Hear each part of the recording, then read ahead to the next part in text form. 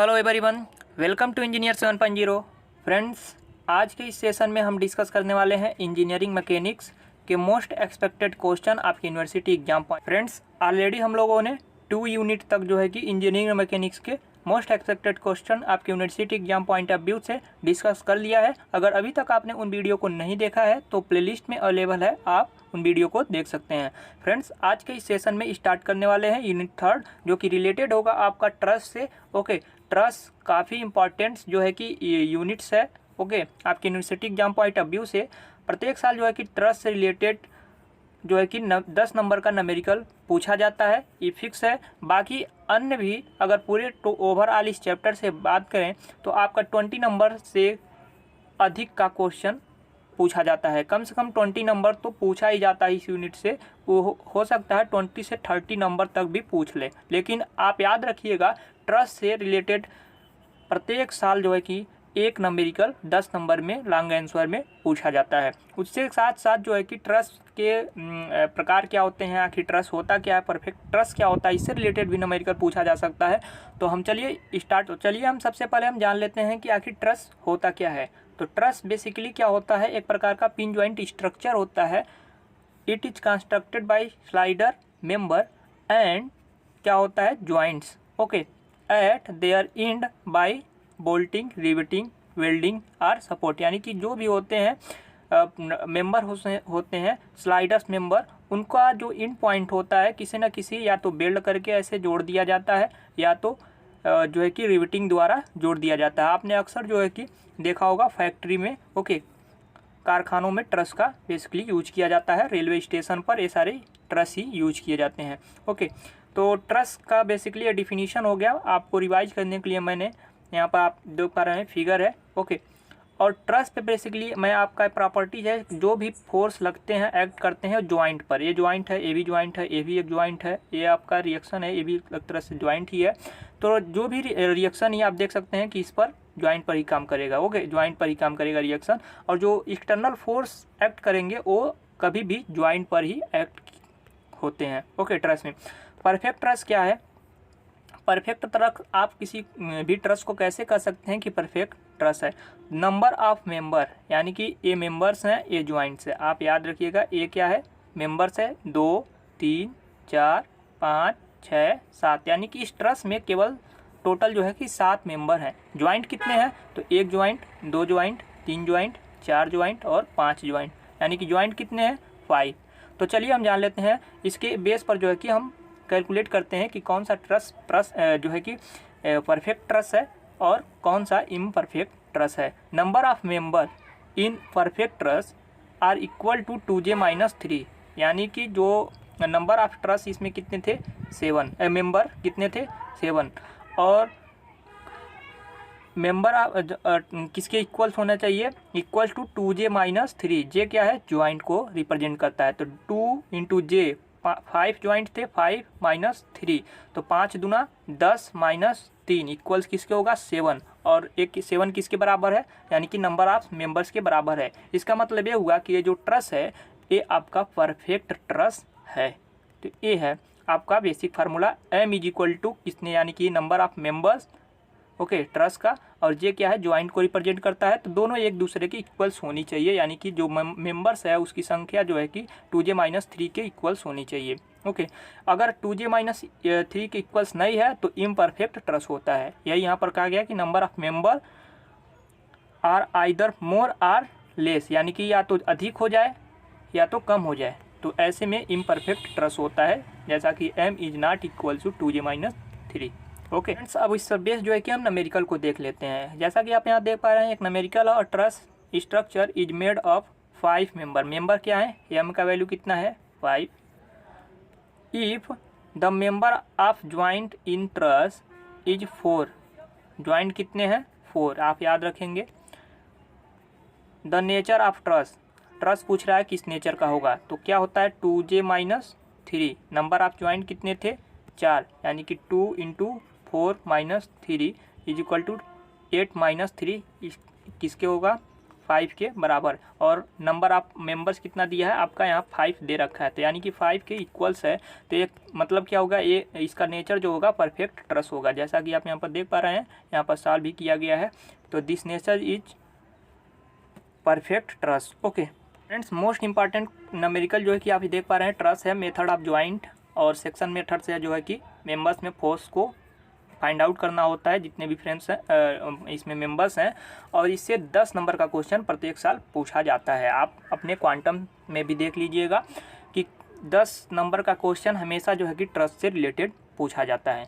तो फ्रेंड्स, इस न्यूमेरिकल को स्टार्ट करने से पहले आपसे एक हम्बल रिक्वेस्ट है कि अगर आप हमारे चैनल पर नए हैं तो प्लीज़ चैनल को सब्सक्राइब कर लीजिए, साथ में बेल आइकन को इम्प्रेस कर लीजिए। तो फ्रेंड्स, उससे पहले हम जानेंगे कि अगर हम मेथड ऑफ सेक्शन और ज्वाइंट मेथड का यूज करते हैं तो कब कहाँ पर कौन सा मेथड यूज किया जाता है उसके बारे में भी जानना जरूरी है। ओके, और इससे पहले हम जाने लेंगे कि जीरो मेंबर फोर्स क्या होता है, यानी कि जीरो फोर्स मेंबर ऐसा जैसे कि ट्रस है। ओके, ये ट्रस है, आप कुछ इस प्रकार से देख रहे हैं, तो ये सारे मेंबर्स हैं इसके। ओके, तो ऐसा सारे में फोर्स फाइंड आउट करना होता है, हमें कैलकुलेशन करना होता है कि कौन से मेंबर्स में कंप्रेशन फोर्स है कितना है, कौन सा जो है कि टेंसल, कौन से मेंबर में टेंशन फोर्सेज हैं और कितना है, तो इसको अलग अलग जो है कि कैलकुलेशन करना होता है। अभी हम जस्ट करने वाले हैं। उससे पहले हम जान लेंगे एक ट्रिक के माध्यम से कि कुछ ऐसे मेंबर्स होते हैं जिसे हम जीरो मेंबर्स फोर्स करते हैं, अर्थात उस मेंबर में फोर्स या नेचर कुछ भी नहीं होता है, यानी कि फोर्स का जो वैल्यू आएगा जीरो होनी चाहिए। ऐसे ट्रस का ऐसा कोई मेंबर जिसमें फोर्स क्या हो, जीरो हो, तो उसे हम जीरो मेंबर फोर्स कहते हैं। तो कैसे हम पहचानेंगे कि जीरो मेंबर फोर्स यानी कि जीरो फोर्स मेंबर वाला जो है कि जीरो फोर्स मेंबर है, तो जीरो फोर्स मेंबर को किस प्रकार से पहचानेंगे इसके बारे में हम जान लेते हैं। Zero force member are the member in which there is no force, यानी कि ऐसा मेंबर जिसमें कोई फोर्स ना हो तो उसे हम जीरो फोर्स मेंबर कहते हैं। तो कैसे पहचानेंगे, तो इसका दो कारण है। ओके, दो रीजन है। If in a joint which have 3 members out of 2 members are collinear, यानी कि ऐसे कोई ज्वाइंट है, ये भी तो एक ज्वाइंट है। ओके, इसमें आप देखिए कि एक मेंबर, दूसरा मेंबर और तीसरा मेंबर। ओके, पहला, दूसरा, तीसरा, सपोज ये लाइनियर है। ओके, तो आप देखिए ये जो तीसरा मेंबर है और दूसरा मेंबर है ये दोनों एक कोलिनियर है। ओके, एक ही लाइन में है तो कोलिनियर है, लेकिन ज्वाइंट है तीन मेंबर एक ज्वाइंट पर जुड़े हुए हैं और इस पर कोई फोर्स भी एक्ट नहीं कर रहा है, इस ज्वाइंट पर कोई फोर्स भी एक्ट नहीं कर रहा है। ओके, तो ऐसे केस में जो जीरो मेंबर फोर्स होगा, ये वाला फर्स्ट वाला जो होगा जीरो मेंबर्स फोर्स होगा, इसमें किसी भी प्रकार का फोर्स डेवलप नहीं होगा, ये है। तो आप यहाँ पर देख पा रहे हैं in a joint which have 3 member, जिसमें 3 मेंबर्स हों, आउट ऑफ 2 मेंबर्स उनमें से 2 आर कोलिनियर, यानी कि कोलिनियर होनी चाहिए। देयर इज नो एक्सटर्नल, और कोई भी ज्वाइंट पर जो है कि एक्सटर्नल लोड नहीं होनी चाहिए, आर सपोर्ट रिएक्शन भी नहीं होनी चाहिए in the joint, then the non collinear, यानी कि जो तीसरा है, जो नॉन कोलिनियर मेंबर है, उसमें जो फोर्स होगा जीरो फोर्स होगा, तो इस कारण से उसे हम बोलेंगे जीरो फोर्स मेंबर। तो यहाँ पर एग्जांपल भी दर्शाया गया है, जैसा कि आप यहाँ पर देख पा रहे हैं। यहाँ पर एक F1 फोर्स है, एक F2 फोर्स है और तीसरा है, और यहाँ पर एक ज्वाइंट है। इस ज्वाइंट पर किसी भी प्रकार का फोर्स, एक्सटर्नल फोर्स एक्ट नहीं कर रहा है। ऐसे में F1 और F2 जो है कि लीनियर है, कोलिनियर है, तो यानी कि इसके अकॉर्डिंग जो यहाँ पर हमने देखा, तो ए वाला थर्ड मेंबर कितना होगा, इसमें जीरो मेंबर फोर्स होगा। तो हमने यहाँ पर आप देख पा रहे हैं जीरो मेंबर फोर्स, यानी कि F3 का जो वैल्यू है जीरो है, बाकी F1 और F2 इसी प्रकार कुछ इस प्रकार से भी हो सकते हैं, परपेंडिकुलर भी हो सकता है। और ये दोनों आप देख पा रहे हैं लाइनियर है, किसी भी प्रकार का ज्वाइंट पर फोर्स एक्ट नहीं कर रहा है, तो यानी कि थर्ड वाला क्या होगा, जीरो मेंबर्स फोर्स होंगे। इसी प्रकार एक दूसरा है कि अगर कोई 2 मेंबर्स है, ओके 2 मेंबर्स है और इस पर जो है कि कोई किसी प्रकार का ज्वाइंट पर फोर्स एक्ट नहीं कर रहा है, तो ऐसे में जो दोनों फोर्स और दोनों क्या होनी चाहिए, एक दूसरे के परपेंडिकुलर। ओके, एक दूसरे के परपेंडिकुलर है, तो इसमें क्या है, परपेंडिकुलर हो या कुछ भी हो, सॉरी, तो इसमें जो होता है ये भी जीरो मेंबर फोर्सेज होते हैं, इसके बारे में भी पढ़ लेंगे। जैसे कि in a joint which carries only 2 member, यानी 2 मेंबर्स हों, विच आर नॉन कोलिनियर, यानी कि नॉन कोलिनियर भी है, does not carry any external load or support reaction both the member will pass 0 force member, यानी कि ज्वाइंट पर अगर 2 मेंबर है, ओके, कोलिनियर नहीं है और इस ज्वाइंट पर किसी भी प्रकार का एक्सटर्नल फोर्स एक्ट नहीं कर रहा है, तो ये भी दोनों क्या होगा, 0 मेंबर्स फोर्स होगा। ओके, इससे क्या होगा कि आपको क्वेश्चन को सॉल्व करने में इजीली होगा। उस मेंबर में, पार्टिकुलर मेंबर्स में अगर आप देखेंगे कि कोई मेंबर्स है जिसमें 0 मेंबर्स फोर्स जो है कि अप्लाई कर रहा है, तो उसे आपको कैलकुलेशन करने की ज़रूरत नहीं होगी और इजीली आपको कम टाइम में लॉन्ग आंसर क्वेश्चन जो कि सॉल्व कर सकते हैं। ओके, तो इस कारण से इसको जानना ज़रूरी था, हो सकता है पूछ भी लें। ओके, उसके बाद से हम बात करेंगे प्रॉपर्टी ऑफ ट्रस्ट। ट्रस्ट के बारे में हमने जाना, उसके बाद से हो सकता है 2 नंबर में पूछ ले प्रॉपर्टी ऑफ ट्रस्ट क्या होता है। तो all member are perfectly straight, जैसा कि हमने बताया सारे मेंबर कोई इस प्रकार से तो है नहीं इन जिग जैग। ओके, सारे स्ट्रेट ही है।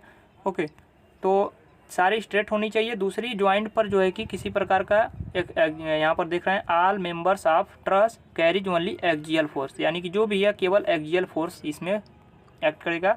उसके बाद से ऑल, यहाँ पर 5th पॉइंट आप पहले देख लीजिए, all loads are acting only at the joint, यानी कि जितने भी हैं, हमने स्टार्टिंग में आपको बताया कि ज्वाइंट पर किसी प्रकार का जो भी लोड एक्ट करेगा वो ज्वाइंट पर करेगा। ओके, अब इसमें रिप्रेजेंट कैसे करेंगे, जैसे कि कोई ट्रस है, ओके, और इस ट्रस में जब आप कैलकुलेशन कर लेंगे तो आपको पता होनी चाहिए कि कौन सा, यानी कि ये वाला ट्रस कंप्रेशन में है, ये वाला सपोर्ट टेंशन में है, ये वाला कंप्रेशन में, कैसे रिप्रेजेंट करते हैं। तो इसको रिप्रेजेंट करने के लिए किसी पार्टिकुलर मेंबर को, यानी कि ये ज्वाइंट है, तो ज्वाइंट के तरफ अगर एंगल आप लगा देते हैं अगर, तो वही यहाँ पर समझाया गया कि एक्सियल टेंशन, अगर टेंशन आ रहा है उस पार्टिकुलर मेंबर में, तो टेंशन को कैसे रिप्रेजेंट करेंगे, अवे फ्रॉम ज्वाइंट, यानी कि ज्वाइंट से, जैसे कि आप देख पा रहे हैं ज्वाइंट है, ये भी ज्वाइंट है, इस ज्वाइंट से एरो क्या है, दूर जा रहा है।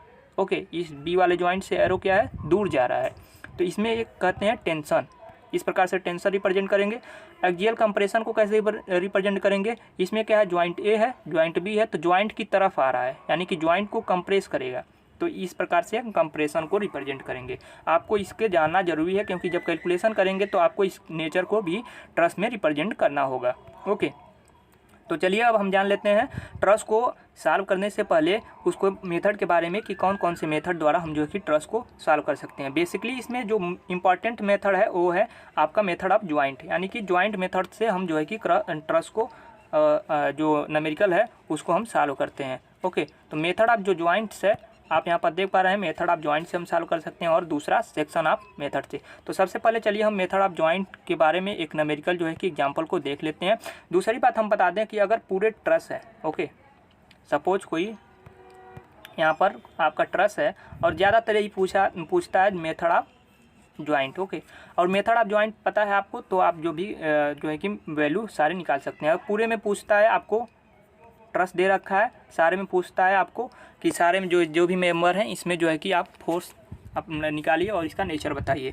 तो मेथड ऑफ ज्वाइंट सीधी से आप अप्लाई करेंगे। लेकिन अगर किसी पार्टिकुलर 1 या 2 मेंबर में पूछ लेता है तो ऐसे में मेथड ऑफ सेक्शन यूज किया जाता है। आप इस बात को याद रखिएगा, क्यों, मेथड ऑफ सेक्शन से इजीली सॉल्व किया जा सकता है। ओके, और मेथड ऑफ ज्वाइंट क्या है, बेसिकली इस सिलेबस में आपको स्ट्रक्चरल एनालिसिस में आपको एक बार पुनः इसके बारे में पढ़ना होगा। इस कारण से ज़्यादा इसमें डिटेल्स न देते हुए आपको बेसिक बस पढ़ना है मेथड ऑफ ज्वाइंट्स के बेस पर न्यूमेरिकल। तो चलिए, तो फ्रेंड्स जैसा कि आप यहाँ पर एक न्यूमेरिकल क्वेश्चन है, आप देख पा रहे होंगे फिगर में। ओके, इसमें कुछ दे रखा है और यहाँ पर हमने एक सपोर्ट है। ओके, इसका रिएक्शन मान लिया है RA है, पॉइंट ए है तो, और पॉइंट डी है, तो इसका रिएक्शन हमने RD एज्यूम कर लिया है। ओके, उसके बाद से इसमें 40 किलो न्यूटन का इस ज्वाइंट पर, बी ज्वाइंट पर फोर्स एक्ट कर रहा है एक्सटर्नल, और इस सी ज्वाइंट पर 50 किलो न्यूटन का फोर्स एक्ट कर रहा है, और इसके बाद से यहाँ पर जो है कि 60 किलो न्यूटन का फोर्स एक्ट कर रहा है। ये है ज्वाइंट ई।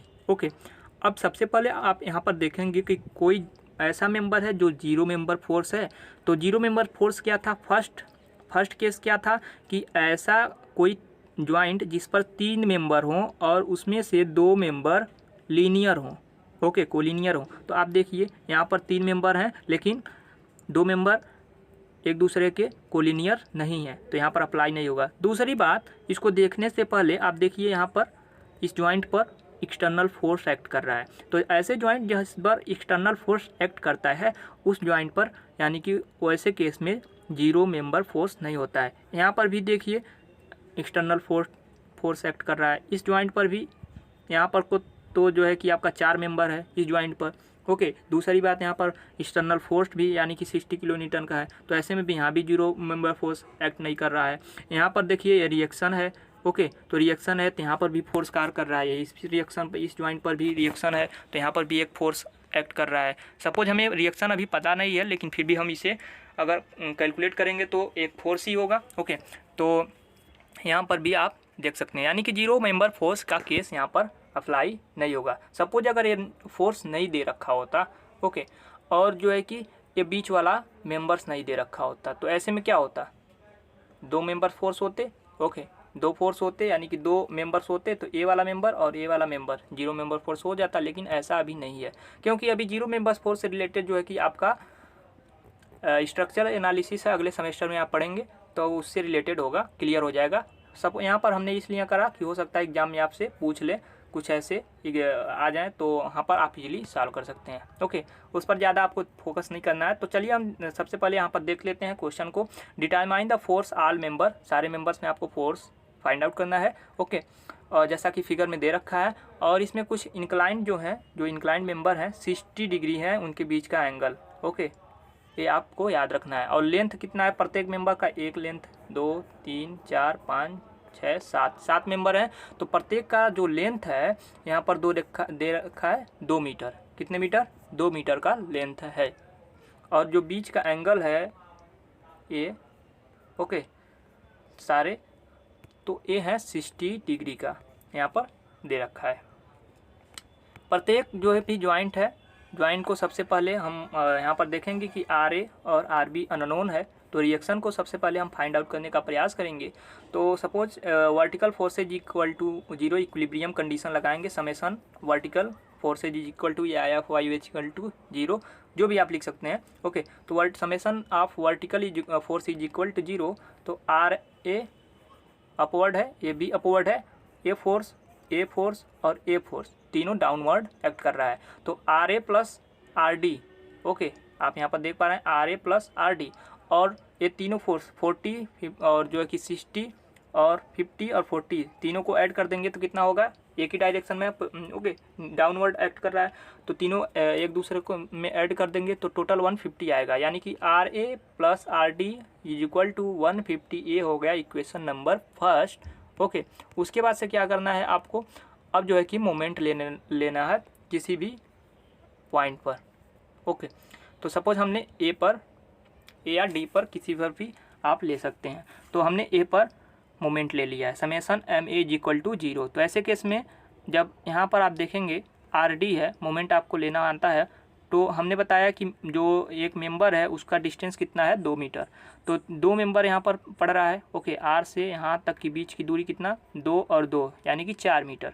तो ये है क्लॉकवाइज रोटेट करेगा about A point. Okay, A point के अबाउट, ये RD है, क्लॉकवाइज जो है कि एंटी क्लॉकवाइज रोटेट करेगा। तो अगर आप एंटी क्लॉकवाइज पॉजिटिव मान रहे हैं तो क्लॉकवाइज आपको निगेटिव मान लेना है। ओके, जैसा भी आपको प्रॉपर लगे आप वैसे ही एज्यूम कर सकते हैं। तो हमने क्या किया है, एक वन साइडेड क्या किया, 4 इंटू RD, और अगर एक इसी साइड में करेंगे तो अपोजिट साइन होगा। अपोजिट साइन को न करते हुए हम डायरेक्ट यहाँ पर जो कि दूसरे साइड में लिख दिए हैं, तो साइन क्या हो गया, सेम हो गया, 50 इंटू 30, यानी कि इसका आप देख पा रहे होंगे, इसका मोमेंट लेंगे तो ये 2 मीटर और इसके हाफ पर है तो इसका डिस्टेंस 1 हो जाएगा, 3 मीटर। ओके, तो आप देख रहे हैं 50 इंटू 3, उसके बाद से 60 का यानी कि 60 इंटू 2, इसी प्रकार से 40 का यानी कि यहाँ से यहाँ का perpendicular distance 60 into 40 into 1। Okay, तो ओवरऑल जब मोमेंट आप फाइंड आउट करेंगे तो RAD का जो वैल्यू निकल के आएगा 77.5 किलो न्यूटन आ जाएगा रिएक्शन। उम्मीद है कि आपको रिएक्शन फाइंड आउट करने आता होगा। 72.5 किलो न्यूटन, ये हो गया RA का वैल्यू रिएक्शन। ओके, सारे वैल्यू आपको मिल गए। अब यहाँ से किसी एक पार्टिकुलर ज्वाइंट को ले सकते हैं। सपोज हमने ए ज्वाइंट को ले लिया। ओके, ए ज्वाइंट को ले लेंगे तो आप इसका FPD बनाएंगे, तो किस प्रकार से देखिए, ए, ओके, और ए वाला और ए आपको पता है आर ए बी है, तो F, suppose F A B force हो गया।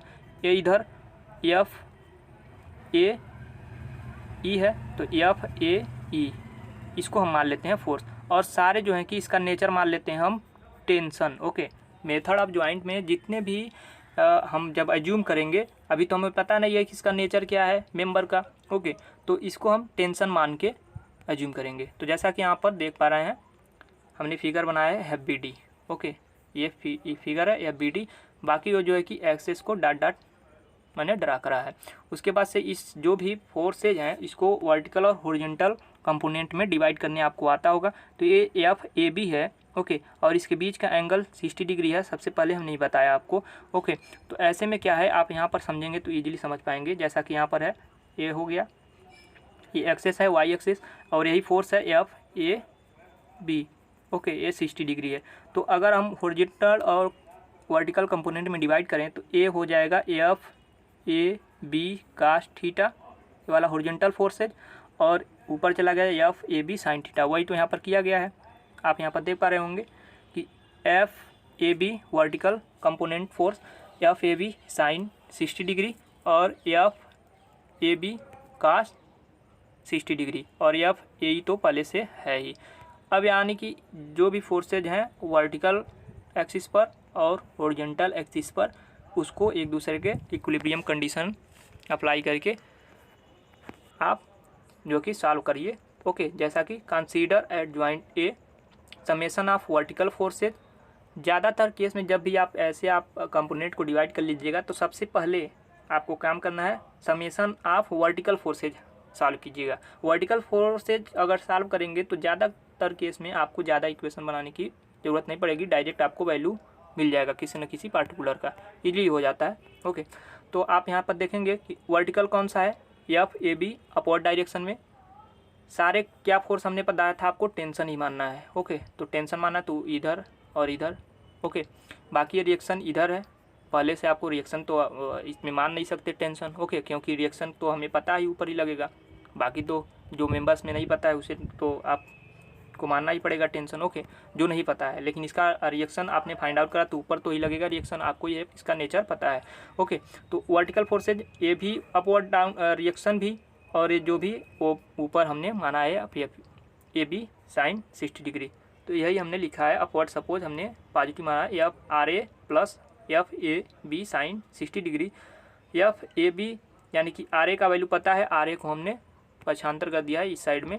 ओके, तो RA का वैल्यू पहले से पता है 72.5, और जब इस साइड में जाएगा तो साइन चेंज हो जाएगा -72.5, और साइन 60 डिग्री हमने इधर कर देंगे तो डिवाइडेड बाई साइन 60 डिग्री हो जाएगा। इतना सब आपको आता ही होगा। FAB का वैल्यू निकल जाएगा फोर्स का माइनस में, यानी कि जब माइनस आएगा तो इसका मतलब ये हो गया कि आपने जो भी माना था टेंशन माना था। ओके, तो इसका मतलब है निगेटिव साइन आने का मतलब इसमें जो है कि कंप्रेशन फोर्स जनरेट हो रहा है। ओके, नेचर इसका कौन सा होगा, कौन से मेंबर का, यानी कि FAB जो AB मेंबर है उसमें जो फोर्स डेवलप हो रहा है 83.716 किलो न्यूटन का फोर्स डेवलप हो रहा है, और नेचर कैसा है तो कंप्रेशन है। तो यही आपको ऐसे कुछ इस प्रकार से आपको लिख दीजिएगा। ओके, अब क्या करेंगे, summation of horizontal forces. Okay, horizontal पे कौन सा है, FAB का 60 डिग्री, एक ही डायरेक्शन में है FAE, तो इसमें भी आपको निकल जाएगा। FAB का वैल्यू पता है, आप यहाँ पर देख पा रहे हैं FAB। ओके, और प्लस FAE, AB का वैल्यू आपको यहाँ पर पता है कितना है, तो -83.716, तो -83 पॉइंट यहाँ पर लिखेंगे, और जो है कि यहाँ पर वैल्यू फाइनल जो निकल के आएगा आपको मिल जाएगा पॉजिटिव वैल्यू। ओके, FAE में जो मिलेगा पॉजिटिव वैल्यू मिलेगा तो 41.858 किलो न्यूटन, यानी कि जब पॉजिटिव आएगा तो उसका नेचर कैसा होगा, टेंसाइल होगा। ओके, अब ये हो गया आपको दो मेंबर्स में लोड मिल गए, कौन कौन से, FAB मिल गया, इसमें मिल गया। ओके, और कभी भी आप ऐसे जॉइंट उठाइएगा जिसमें केवल 2 अननोन हो, तो हमने इसको क्यों उठाया, केवल 1 और 2 ही अननोन फाइंड आउट करना था, ये तो हमें पहले से पता था। अगर हम डायरेक्ट इसको उठाते तो इसमें देखिए अब 3 अननोन हो जाते। ये तो 40 किलो न्यूटन का दे रखा है, ए बी में भी हमको नहीं पता है, इस मेंबर में भी नहीं पता है, इस मेंबर में भी, तो 3 अननोन हो जाते, ऐसे में हार्ड हो जाता और सॉल्व नहीं होता। ओके, तो ऐसे ज्वाइंट को उठाना है सॉल्व करते वक्त जिसमें केवल 2 अननोन हो। तो अब देखिए, जब इसमें आपको मिल गया वैल्यू, इसका भी वैल्यू मिल गया, तो अब अगर हम बी ज्वाइंट को लें तो केवल 2 ही अननोन तो मिलेगा, 2 ही अननोन रहेगा। ओके, तो ऐसे में इसको भी आप कर सकते हैं पहले, या इसे भी कर सकते हैं, इसमें भी 2 ही अननोन है, यानी कि सी डी और ई डी, यही 2 मेंबर अननोन है। तो आप कोई भी ले सकते हैं। ओके, तो सपोज हमने यहाँ पर ज्वाइंट ए के बाद ज्वाइंट डी को कंसीडर करा है। तो ज्वाइंट डी जो है आप यहाँ पर देख पा रहे हैं कुछ इस प्रकार से था। ओके, और इस फोर्स को हमने वर्टिकल और हॉरिजॉन्टल कंपोनेंट में डिवाइड कर दिया। ओके, 60 डिग्री का एंगल है। बाकी आप समझ रहे होंगे, हॉरिजॉन्टल और वर्टिकल फोर्सेज में इसको जो है कि इक्विलिब्रियम कंडीशन लगाएंगे, तो summation of vertical forces equal to 0, तो एफ आर यानी कि डी रिएक्शन आपको पहले से पता है। यहाँ से आपको जब सॉल्व करेंगे, ओके, जो भी वैल्यू है तो निगेटिव में आएगा -89.489। ओके, यहाँ से जब निगेटिव आ गया तो नेचर कैसा हो गया, कंप्रेसिव। उसके बाद से summation of horizontal forces is equal to 0, तो हॉरिजॉन्टल पर क्या है, एफ डी ई है और एफ डी सी का 60 डिग्री है। तो आप यहाँ पर देख पा रहे हैं, ऐसे मैंने लिखा है। तो यहाँ से एफ डी ई का जो वैल्यू निकल के आएगा, आप यहाँ पर देख पा रहे हैं एफ डी ई का वैल्यू पॉजिटिव में आया है 44.745 किलो न्यूटन, यानी कि जब पॉजिटिव आ गया तो नेचर कैसा हो जाएगा, टेंसाइल। ओके, तो यानी कि आपको यहाँ पर जो है कि आप देख पा रहे हैं, ये जो मेन फिगर है, आपको इस मेंबर का वो मिल गया, इसका मिल गया और इसका मिल गया और इसका मिल गया। तो चाहे तो आप इसको भी ले सकते हैं, 2 अननोन है। ओके, या इसको आप लेंगे तो भी आपको 2 ही अननोन मिला। तो हमने इस पॉइंट को एज्यूम किया है पॉइंट ई।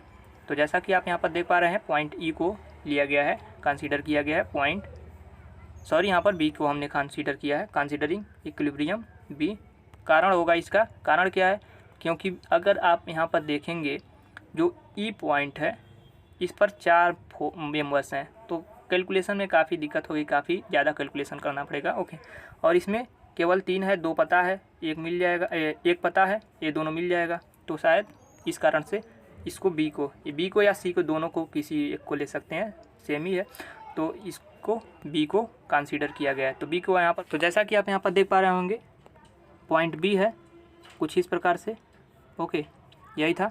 तो इसको जो है कि हॉरिजॉन्टल वर्टिकल फोर्सेज में ऊपर से जो फोर्स 40 किलोमीटर का एक्ट कर रहा है, और इसको भी हॉरिजॉन्टल और वर्टिकल कंपोनेंट में डिवाइड कर दिया गया है। ओके, डिवाइड कर दिया गया है, तो कुछ इस प्रकार से आपको मिलेगा। आपको डिवाइड करने हमें आशा है कि आपको आता है। तो उसके बाद समेशन ऑफ वर्टिकल फोर्सेज, जो भी वर्टिकल एक्सिस पर है उसको हमने यहाँ पर कंसीडर करा है। उसके बाद से फाइनली जो भी वैल्यू कुछ पहले हमें पता है उसका वैल्यू हमने पुट करा है आप। ओके, तो आप यहाँ पर देखेंगे एफ बी ई मेंबर में जो फोर्स निकल के आएगा आपको 37.528, यानी कि पॉजिटिव आया है, तो इस कारण से नेचर इसका टेंसाइल हो गया। ओके, निगेटिव आता तो कंप्रेसिव हो जाता। ओके, समेशन ऑफ हॉरिजॉन्टल, तो हमें हॉरिजॉन्टल फोर्सेज की इक्वल टू 0, इसका पर जब आप वैल्यू सॉल्व करेंगे तो इसमें जो एफ बी सी का वैल्यू निकल के आएगा, माइनस में आएगा 60.622 किलो न्यूटन। फ्रेंड्स, आपको स्टेप बाय स्टेप सारे हमने पहले ही बता दिया है। ओके, किस प्रकार से आपको कंपोनेंट में डिवाइड करना है, उसके बाद से वर्टिकल और हॉरिजॉन्टल फोर्सेस को लेना है। ओके, कॉन्सेप्ट हम आपको बता दे रहे हैं ताकि कम समय में आप जो है कि रिवाइज कर सकें। मेरा मोटिव यही है कि कम से कम समय में आपको जो है कि ज़्यादा से ज़्यादा आउटपुट मिल सके। कॉन्सेप्ट यहाँ पर डिटेल्स क्लास तो हम पढ़ा नहीं रहे। ओके, तो कॉन्सेप्ट कम से कम समय में जो है कि क्विक का रिवीजन सीरीज है, इस कारण से। ओके, तो अब जो है कि considering at joint C. Okay, तो ज्वाइंट सी पर जो है कि हमने विचार करेंगे। तो ज्वाइंट सी, जैसा कि आप देख पा रहे हैं, ज्वाइंट सी, चलिए यहाँ पर देखा लेते हैं ज्वाइंट सी कौन सा है। ओके, आप यहाँ पर देखेंगे इसको हमने कैलकुलेट किया बी, तो ए और ए बी वैल्यू मिल गया, और इधर से ए हमको मिल रहा था पहले से, इतना सारा मिल गया था, केवल हमें यही वाला फाइंड आउट करना है। ओके, तो क्या ज़रूरत है यहाँ पॉइंट ई को मानने की, क्योंकि चार सारे मेंबर्स हैं। ओके, कई सारे पोल्स, तो पॉइंट सी को ही मैंने कंसीडर करा है। ओके, तो पॉइंट सी को जब कंसीडर करेंगे तो कुछ इस प्रकार से आपको निकल के आएगा। आप यहाँ पर देख पा रहे हैं पॉइंट ए, उसके बाद से पॉइंट आप यहाँ पर देखेंगे सी। ओके, पॉइंट सी क्या है, कुछ इस प्रकार से आप देख पा रहे हैं, कुछ इस प्रकार से था आपका। ओके, तो यहाँ पर जो है भी फोर्सेज हैं कुछ इस प्रकार से।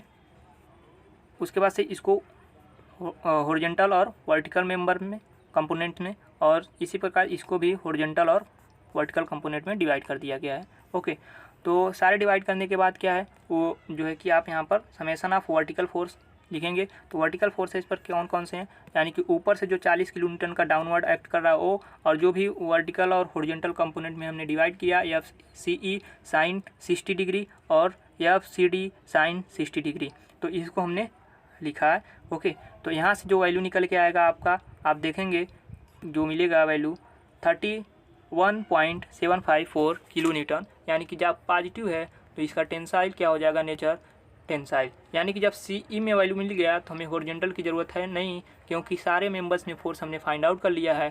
तो अब इसके बाद से क्या है, जो भी मेंबर्स हैं जैसे कि FCE है, इसमें पॉजिटिव आया तो ओके, इसके लिए अलग से एक जो है कि आपको सेम जो है कि आपको इस प्रकार से आप देख पा रहे होंगे कि ट्रस जो है कि ड्रा करना है। ओके, और इसमें जो है कि रिप्रेजेंट करना है टेंसाइल फोर्स, यानी कि हमने क्या बताया था, टेंसाइल जो ज्वाइंट से दूर जाता है, ज्वाइंट से दूर जाता है। तो चलिए FCE पहले हम एक मेंबर को समझ लेते हैं। FCE कौन सा मेंबर है, आप देखिए कि ये वाला FCE मेंबर है।